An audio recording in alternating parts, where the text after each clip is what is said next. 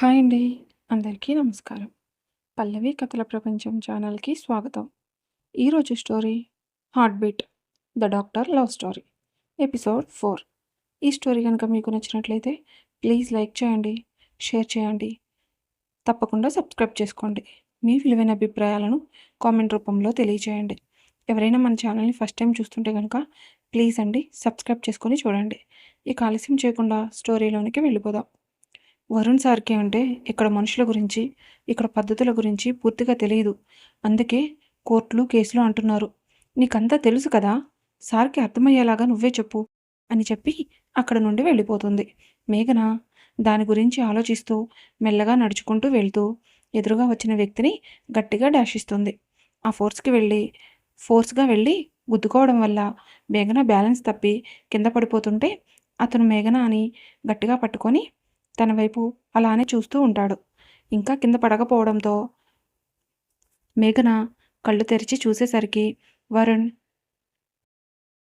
మేఘనాని గట్టిగా పట్టుకొని ఉండడం చూసి, థ్యాంక్ యూ సార్.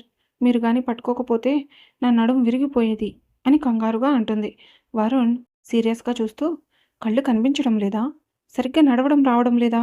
కొంచెం ఉంటే కింద పడేదానివి అని గట్టిగా అని మేఘనాని సరిగ్గా నుంచోబెడతాడు. మేఘన భయంగా చూస్తూ, సారీ సార్. లక్ష్మి గురించి ఆలోచిస్తూ అలా చూసుకోకుండా వచ్చేశాను అని మెల్లగా అంటుంది. వరుణ్ కొంచెం గంభీరంగా లక్ష్మికేమైంది అని అడుగుతాడు. ఏమీ కాలేదు సార్. లక్ష్మి బాగానే ఉంది. ఇప్పుడే వాళ్ళ అమ్మగారితో మాట్లాడాను. కానీ ఆవిడ కేసు పెట్టడానికి అసలు ఒప్పుకోవడం లేదు. దాని గురించి ఆలోచిస్తున్నాను అని అంటుంది. వరుణ్ కొంచెం సేపు ఆలోచించి, ఆ విషయం నేను చూసుకుంటాను. నువ్వు టెన్షన్ పడకు అని చెప్పి అక్కడ నుండి పేషెంట్స్ ఉన్న వార్డ్‌కి వెళ్తాడు. మేఘన ఈవినింగ్ వరకు తన దాని గురించి ఆలోచించి తన డ్యూటీ టైం అయిపోవడంతో హాస్టల్‌కి స్టార్ట్ అవుతుంది. సిరి, మేఘన ఇద్దరు మెల్లగా నడుచుకుంటూ వాళ్ళ హాస్టల్ వరకు వెళ్తారు. హాస్టల్ వార్డెన్, మేఘన నీకు కాల్ వచ్చింది. నీ ఫోన్‌కి కాల్ చేస్తే నువ్వు లిఫ్ట్ చేయట్లేదు అంట కదా! అందుకే హాస్టల్‌కి కాల్ చేశారు. నువ్వు ఇక్కడ లేవు, హాస్పిటల్‌కి వెళ్ళావు అని చెప్పాను. నువ్వు వచ్చిన వెంటనే నీ చేత ఫోన్ చేయించమని చెప్పారు. నువ్వు కాల్ చేయకపోతే వాళ్ళు ఇక్కడికి రావాల్సి ఉంటుంది అంట అని చెప్పమన్నారు అని అక్కడి నుండి వెళ్ళిపోతుంది. మేఘన భయంగా చూస్తూ సిరి చెయ్యి పట్టుకొని ఇప్పుడేం చేయాలి అని మెల్లగా అడుగుతుంది. సిరి కొంచెం మెల్లగా మాట్లాడుతూ, వాళ్ళతో ఎందుకు వచ్చిన గొడవ? ఒక్క ఫోనే కదా! చేసి మాట్లాడు. మళ్ళీ ఇక్కడికి వచ్చారు అంటే చాలా పెద్ద ప్రాబ్లమ్ అవుతుంది. మీ నాన్నగారు నీకు కొంచెం టైం ఇచ్చారు కదా! ఆయన మాట కాదని వాళ్ళేమీ చేయలేరు. నువ్వేం టెన్షన్ పడకు. నువ్వు భయపడుతూ ఉంటే వాళ్ళు ఇలానే భయపెడుతూనే ఉంటారు. కొంచెం ధైర్యంగా మాట్లాడు అని చెప్పి అక్కడ నుండి వాళ్ళ రూమ్‌కి వెళ్తుంది. మేఘన తన ఫోన్ తీసుకొని అందులో పిన్ని అని ఉన్న నెంబర్‌కి కాల్ చేస్తుంది.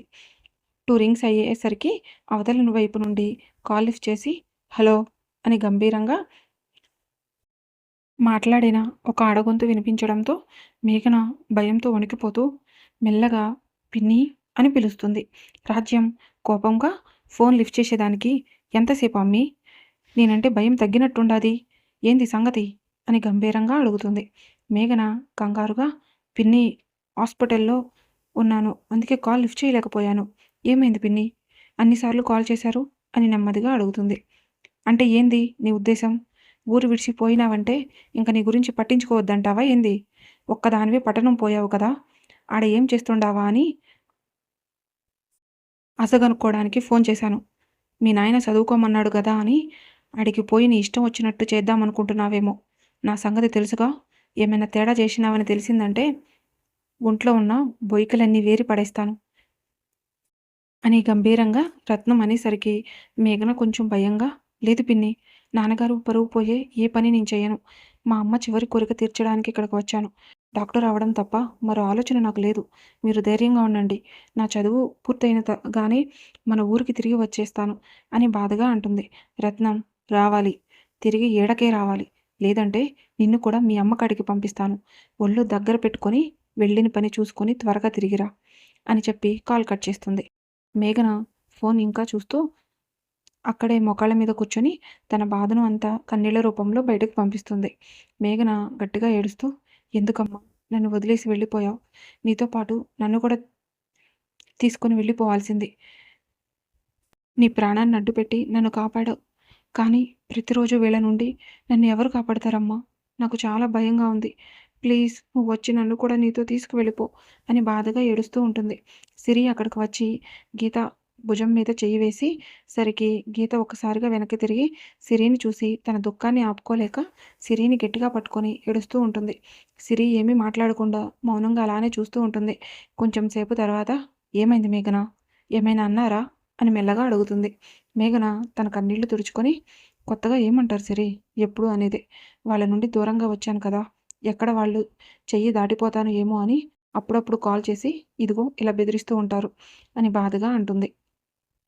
సిరి గీతను ఓదారుస్తూ వాళ్ళ గురించి ఆలోచించి నీ టైం ఎందుకు వేస్ట్ చేసుకుంటావు? ఇక్కడ నీ పీజీ అయిన తర్వాత నువ్వు మళ్ళీ తిరిగి అక్కడికే వెళ్ళాలి. అప్పుడు ఎటూ నీకు ఈ బాధలు తప్పవు. ఇక్కడ ఉండే ఈ 2 ఇయర్స్ అయినా వాళ్ళ గురించి మర్చిపోయి హ్యాపీగా ఉండు మేఘ.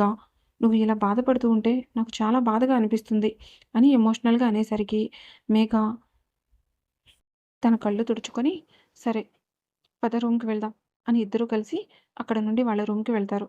మేఘనాకి చిరాకుగా అనిపించడంతో ఫ్రెష్ అయ్యి వస్తాను అని చెప్పి వాష్‌రూమ్‌కి వెళ్తుంది. మేఘ బయటకు వచ్చేసరికి సిరి మేఘ వైపు చూస్తూ మేఘ ఈరోజు నాకు బయటకు వెళ్ళాలనిపిస్తుంది. అలా బయటికి వెళ్ళి మనకు నచ్చిన ఫుడ్ తిని కొంచెం సేపు ఎంజాయ్ చేసి వచ్చేద్దాం అని చెప్పేసరికి మేఘన నేనిప్పుడు ఎక్కడికి రాలేను సిరి. ప్లీజ్ మళ్ళా ఎప్పుడైనా వెళ్దాం అని నీరసంగా చెప్పేసరికి సిరి ముఖం మార్చుకొని అంతేలే నేను అడిగితే ఎందుకు వస్తావు? నేను నీ ఫ్రెండ్ అయితేనే కదా! ఏదో అడగక అడగక చాలా రోజుల తర్వాత జస్ట్ అలా బయటికి వెళ్దామని అడిగాను. అంతే. నువ్వు దానికి కూడా రాలేను అంటే నిన్నేమనాలి? అని బాధపడుతూ అడిగేసరికి మేఘన అమ్మ తల్లి నీకో దండం. బుద్ధి తక్కువయ్యి నీతో రాను అన్నాను. పద వెళ్దాం అని అంటుంది.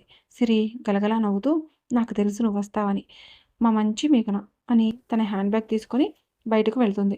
మేఘన, సిరి ఇద్దరూ బయటకు వెళ్ళి ఒక మంచి రెస్టారెంట్‌కి వెళ్ళి అక్కడ వాళ్ళకు నచ్చిన ఫుడ్ ఆర్డర్ ఇచ్చి ఫుల్‌గా తింటూ ఉంటారు. మేఘన వాళ్ళకి అపోజిట్‌లో కొంతమంది కాలేజీ స్టూడెంట్స్ ఉండి వీళ్ళిద్దరి గురించి మాట్లాడుకుంటూ ఉంటారు. వాళ్ళల్లో ఒకడు మేఘన వైపు చూస్తూ అరేయ్! ఆ అమ్మాయిని చూడండిరా మామూలుగా లేదు. ఇలాంటి అమ్మాయిని ఒక్కసారి టచ్ చేస్తే చాలు అని వంకరగా మాట్లాడుతూ ఉంటాడు. వాడిలో మరొకడు బావా! ఇద్దరే వచ్చినట్టున్నారురా. టైం కూడా చూడు బాగా లేట్ అయిపోయింది. ఒక్కసారి ట్రై చేద్దాం. ఏమైనా వర్కౌట్ అవుతుందేమో అని నవ్వుతూ అంటాడు. వరుణ్ కూడా అదే రెస్టారెంట్‌లో ఉండడంతో వాళ్ళ మాటలు విన్న వరుణ్‌కి రక్తం మరిగిపోతుంది. ఈ టైంలో గొడవ పడడం అంత సేఫ్ కాదు అనిపించి అక్కడ మేఘనాని చూసి వెళ్ళి తనకి ఎదురుగా కూర్చొని నువ్వేంటిక్కడ అని కోపంగా అడుగుతాడు. మేఘన అయోమయంగా చూస్తూ సార్ ఇది రెస్టారెంట్ కదా! ఇక్కడ అందరూ ఎందుకు వస్తారు? నేను అందుకే వచ్చాను అని ఎటకారంగా అంటుంది. వరుణ్ సీరియస్‌గా చూస్తూ నువ్విక్కడికి తినడానికి వచ్చావా? లేక గిన్నెలు తోమడానికి వచ్చావా అని నేను అడగలేదు. ఈ టైంలో ఇక్కడ ఏం చేస్తున్నావు? అని సీరియస్‌గా అడిగేసరికి మేఘన కొంచెం భయంగా సారీ సార్ ఏదో జోక్ చేశాను. ప్రతిదీ సీరియస్‌గా తీసుకోకండి అని మెల్లగా అంటుంది. వరుణ్ సిరి వైపు చూసి ఈరోజు నీకు నైట్ షిఫ్ట్ ఉన్నట్టుంది కదా! హాస్పిటల్‌లో ఉండకుండా ఇక్కడేం చేస్తున్నావు? అని కొంచెం గంభీరంగా అడుగుతాడు. సిరి కొంచెం కంగారుగా అంటే సార్ అది నా బదులు హరి ఈరోజు నైట్ డ్యూటీ చేస్తాను అని చెప్పాడు. అందుకే నేను ఇలా బయటికి వచ్చాను అని కొంచెం ఇబ్బందిగా చెప్తుంది.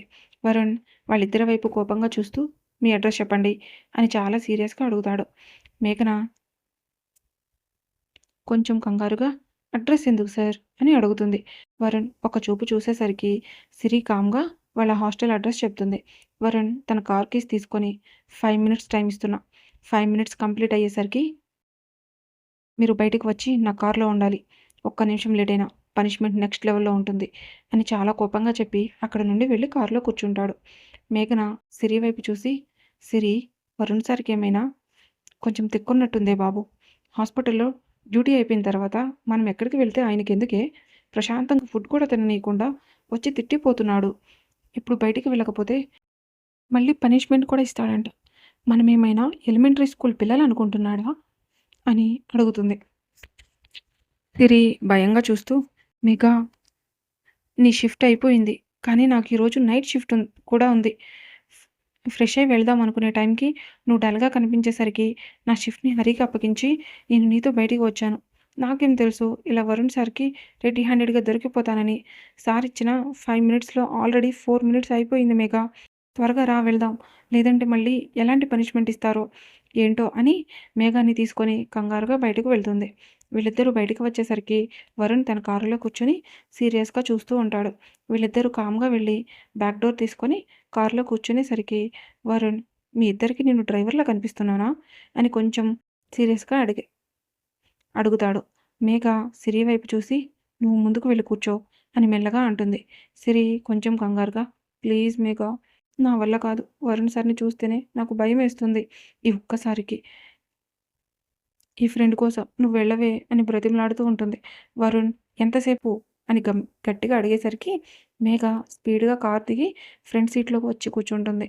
వరుణ్ ఏమీ మాట్లాడకుండా కార్‌ని చాలా స్పీడ్‌గా పోనిస్తూ ఒక హాఫ్ అన్ అవర్‌లో హాస్టల్ ముందు ఆపుతాడు. సిరి, మేఘ ఇద్దరూ భయంగా కారు దిగి వరుణ్‌కి ఎదురుగా నుంచొని సిరి మెల్లగా మాట్లాడుతూ థ్యాంక్ యూ సార్ అని చెప్తుంది. వరుణ్ మేఘ వైపు చూస్తూ, ఇంకొకసారి ఇంత లేట్ నైట్ మీ ఇద్దరిని బయట గాని చూశాననుకోండి, అస్సలు ఊరుకోను. టుమారో మీరిద్దరూ నా క్యాబిన్‌కి వచ్చి కలవండి అని చెప్పి లోపలి లోపలికి వెళ్ళండి అని గంభీరంగా అంటాడు. వాళ్ళిద్దరూ లోపలికి వెళ్ళేసరికి వరుణ్ తన కారు తీసుకొని అక్కడ నుండి వెళ్ళిపోతాడు. మేఘ కామ్‌గా లోపలికి వెళ్ళి సిరి వైపు కోపంగా చూస్తూ, మనం బయటికి వెళ్తే అతనికి ప్రాబ్లమ్ ఏంటి అని గట్టిగా అడుగుతుంది. సిరి అయోమయంగా, నాకు మాత్రం ఏం తెలుసు? అక్కడ సార్‌ని చూడగానే టెన్షన్‌లో ఏం మాట్లాడుతున్నానో కూడా నాకే అర్థం కాలేదు. రేపేమంటారో మేఘ అని భయంగా అంటుంది. మేఘ, ఏం కాదు, రేపు చూసుకుందాంలే. ఇప్పుడు ప్రశాంతంగా నిద్రపో అని నిద్రకు ఉపక్రమిస్తుంది. మార్నింగ్ 7 అవ్వడంతో సిరి త్వరగా లేచి ఫ్రెష్ అయ్యి, గీత త్వరగా లే, అసలు ఈరోజు వరుణ్ సార్‌ని కలవాలి, లేట్ అవుతుంది అని గట్టిగా అరిచేసరికి గీత మెల్లగా కళ్ళు తెరిచి తన ఒళ్ళు విరుచుకుంటూ, ఏంటి పొద్దున్నే నీ గోల? ప్రశాంతంగా నిద్ర కూడా పోనివ్వవా? అని స్లీపీ వాయిస్‌తో అడుగుతుంది. మేఘ ఆల్రెడీ లేట్ అయిపోయింది. టైంకి వెళ్ళకపోతే వరుణ్ సార్ మళ్ళీ ఏదో ఒక పనిష్మెంట్ ఇస్తారు. రాత్రి జరిగింది చాలు. మళ్ళీ ఏదో ఒక తలతిక్కల పని చేశావనుకో, ఈసారి అస్సలు ఊరుకోరు. ప్లీజ్ మేఘ, త్వరగా రెడీ అయ్యిరా అని బ్రతిమలాడుతూ అంటుంది. మేఘ తన డ్రెస్ తీసుకొని వాష్‌రూమ్‌లోనికి వెళ్ళి ఫ్రెష్ అయ్యి చక్కగా రెడీ అయ్యి బయటకు వస్తుంది. సిరి మేఘ వైపు చూస్తూ మేఘాని గట్టిగా హగ్ చేసుకొని, చాలా బాగున్నావు, త్వరగా వెళ్దాం పద అని తొందర పెట్టడంతో ఇద్దరూ కలిసి వాళ్ళ స్కూటీ తీసుకొని హాస్పిటల్‌కి వెళ్తారు. వీళ్ళిద్దరూ హాస్పిటల్‌కి వెళ్ళేసరికి అక్కడ పనిచేస్తున్న వార్డ్ బాయ్ మేఘాని చూసి, డాక్టర్ మిమ్మల్ని డీన్ సార్ రమ్మంటున్నారు. ఇప్పటికే 2 సార్లు అడిగారు అని చెప్తాడు. మేఘ కోపంగా సిరి వైపు చూసి, అతనికేం పనిలేదా సిరి? ఇంత పొద్దున్నే వచ్చేస్తాడా? అని చిరాకుగా అంటుంది. సిరి భయంగా చూస్తూ, నీకు దండం పెడతానే, కొంచెం సేపు కామ్‌గా ఉండు. వరుణ్ సార్ దగ్గరికి వెళ్ళిన తర్వాత నువ్వేమీ మాట్లాడొద్దు. అంతా నేను చూసుకుంటాను. దయచేసి నువ్వు ఏదో ఒకటి వాగి ఇంకా కంపు చేయకు ప్లీజ్ అని వేడుకుంటుంది. సిరి అంతలా బ్రతిమలాడడంతో మేఘ, సరే పద, ఏమీ మాట్లాడను. ఏమీ మాట్లాడకుండా ఉంటాను అని అంటుంది.